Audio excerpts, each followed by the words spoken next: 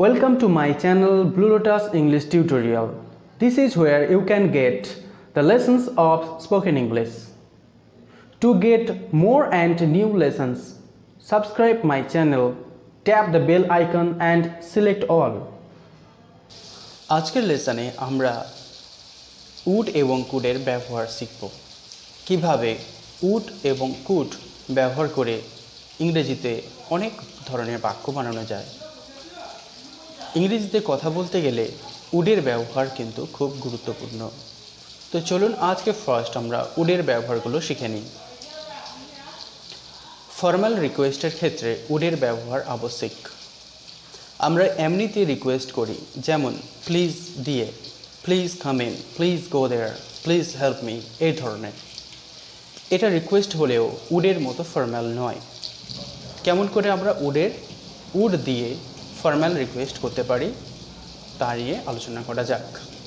এর ফরমেশনটা হলো উড ইউ প্লিজ। অ্যাকচুয়ালি এটা কিন্তু ইন্টারোগেটিভ সেন্টেন্স, তবুও এটা দিয়ে আমরা অনুগ্রহ অর্থাৎ অনুরোধ করতে পারি, ফর্মাল রিকোয়েস্ট। যেমন would you please go there, আপনি কি অনুগ্রহ করে ওখানে যাবেন। Would you please help me, আপনি কি অনুগ্রহ করে আমাকে সাহায্য করবেন। Would you please move aside, আপনি কি অনুগ্রহ করে একটু সরবেন। Would you please shut the door, আপনি কি অনুগ্রহ করে দরজাটি বন্ধ করবেন। তো এখানে কি করতে হবে, উড ইউ প্লিজটা থাকবে, বাদ বাকি তারপরে যেটা করতে বলা হবে সেটা লাগাতে হবে। যেমন আমি যদি দরজা বন্ধ করার কথা বলি, তাহলে উড ইউ প্লিজ করলাম, তারপর shut the door, would you please shut the door. তারপর যদি বলা হয় আমাকে সাহায্য করার কথা, তাহলে would you please help me. আশা করি আপনারা এটা বুঝতে পেরেছেন। এবার নেক্সট হচ্ছে কিভাবে আমি এখানে ইন্টেনশন অর্থাৎ আমার ইচ্ছা প্রকাশ করতে পারি। ইচ্ছা অর্থাৎ ইন্টেনশন। ধরুন আমি বলবো আমি বাজার যেতে চাই, I would like to go to market.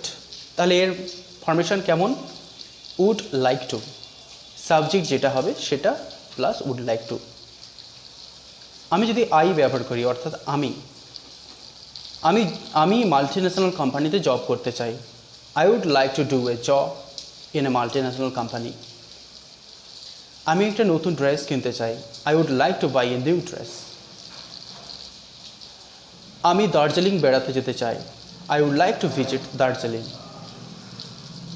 আশা করি এটা বুঝতে পারা গেছে। তো এটা দিয়ে আমরা আমাদের ইন্টেনশন অর্থাৎ ইচ্ছা প্রকাশ করতে পারি উড দিয়ে। 3 নম্বর অফার করা। যেমন আমরা অফার করি, আপনি কি কিছু নেবেন, মানে খাওয়ার অফার করার ক্ষেত্রে আপনি কিছু খাবেন, would you like to have something. তাহলে এখানে ফরমেশনটা হলো would you like to, would you like to. এইটা দিয়ে, এই ফরমেশন দিয়ে আমরা অফার করতে পারি। Would you like to have some cold drinks, আপনি কি কোনো কোল্ড ড্রিঙ্কস খেতে চান। Would you like to have a cup of coffee, আপনি কি 1 কাপ কফি খেতে চান। Would you like to have a cup of টি, আপনি কি 1 কাপ চা খেতে চান। এবার আমি যদি বলি আপনি কি খেতে চাইবেন, what would you like to have.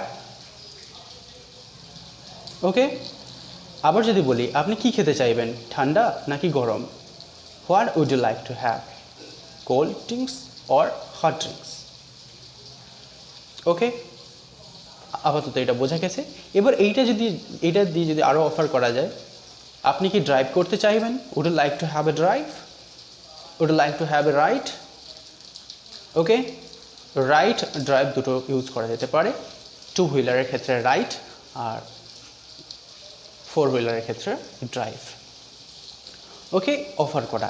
এবার ইনভাইটেশন, আমন্ত্রণ করা। সাপোজ আমি কোনো মঞ্চের ওপরে একটা অনুষ্ঠান হোস্ট করছি অর্থাৎ অনুষ্ঠান পরিচালনা করছি, ওখানে কোনো একজন গণ্যমান্য ব্যক্তিকে আমি আমন্ত্রণ জানাবো মঞ্চের ওপরে।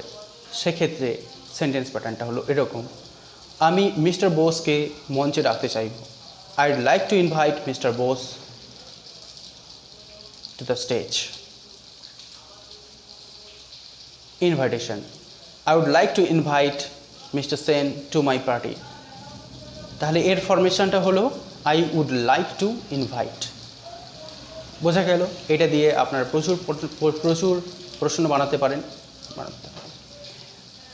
এবার পরেরটা হচ্ছে গিয়ে উড ইউ মাইন্ড। এই ফরমেশনে কিভাবে আমরা বাক্য বানাতে পারি। উড ইউ মাইন্ড এর মানে হচ্ছে আপনি কিছু মনে করবেন। আমি যদি বলি আপনি যদি আমাকে আপনার সাইকেলটা দেন তাহলে কিছু মনে করবেন? আপনি আপনার বাইকটা আমাকে দিলে কিছু মনে করবেন? আপনি একটু সরে গেলে কিছু মনে করবেন? এই ধরনের বাক্য কিভাবে বানাতে পারে?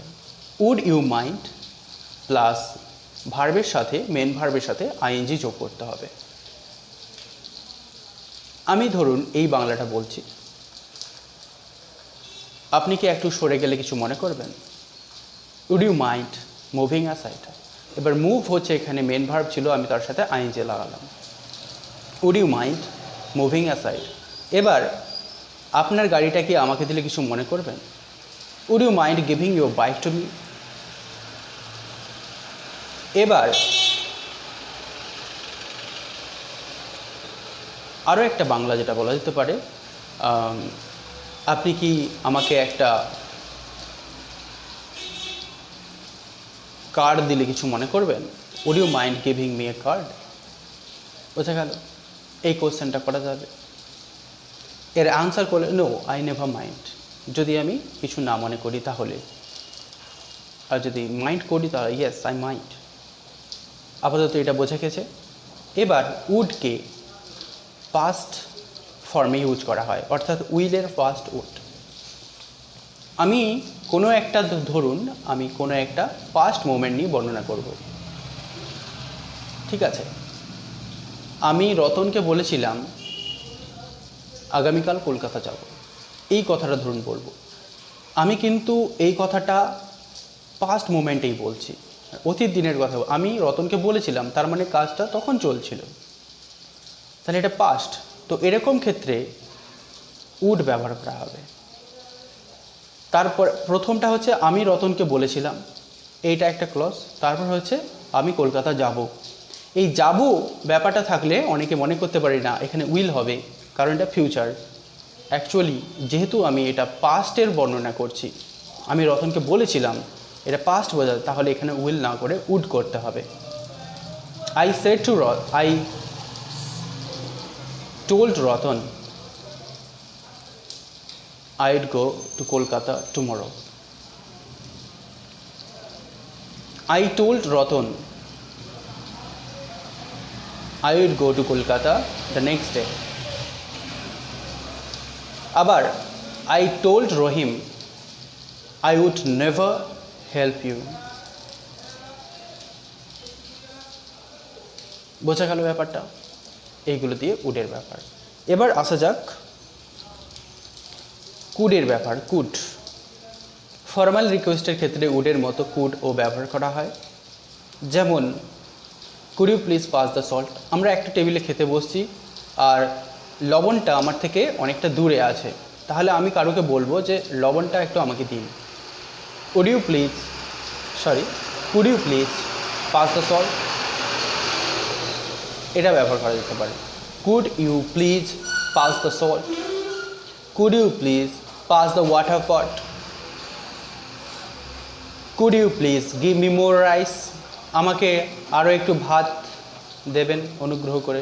Could you please give me more rice. Could. আবার ক্যানের পাস্ট হিসেবেও কুড ব্যবহার করা হয়। কুড অর্থাৎ অ্যাবিলিটি বোঝায়, অ্যাবিলিটি সক্ষমতা। আমি কাজটি করতে পেরেছিলাম, I could do that work. আমি লোকটাকে মানাতে পেরেছিলাম, I could manage that man. কুডের ব্যবহার। তো আশা করি আপনারা এগুলো বুঝতে পেরেছেন। ভিডিওটি ভালো লাগলে অবশ্যই আমার চ্যানেলটা সাবস্ক্রাইব করবেন। Thank you.